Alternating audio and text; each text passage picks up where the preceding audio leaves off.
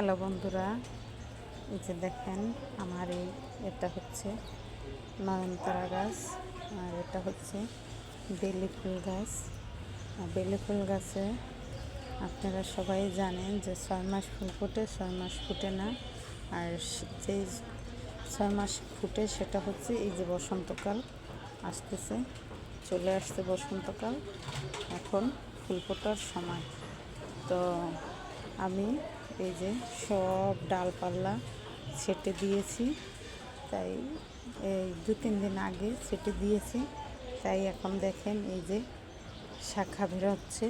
এই যে দেখেন প্রত্যেকটা এসে এই যে দেখছেন কি সুন্দর শাখা বেরোচ্ছে। এই যে এটা বড় হয়ে গেছে, এই যে প্রত্যেকটা এসে গিটে গিটে আপনার শাখা বেরোচ্ছে। এগুলো কয়েকদিনের ভিতরেই দেখবেন বড় হয়ে গেছে, আর বড় হতে হতেই দেখবেন ফুলও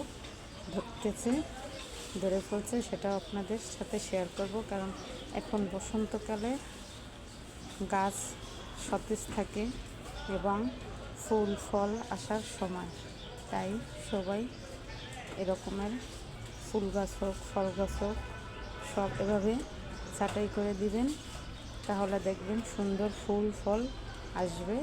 এই যে আমি গোলাপ গাছটাও এইভাবে ছাঁটাই করে দিয়েছি, অবশ্যই এই জায়গায় এই তুলসী গাছ আসছে, এই যে দেখছেন। আর বাকিটা এই যে দেখছেন, এই যে কুচি ছাড়তেছে, এই যে দেখছেন। এই যে এভাবে আপনারাও করবেন। ভালো থাকবেন, আল্লাহ হাফেজ।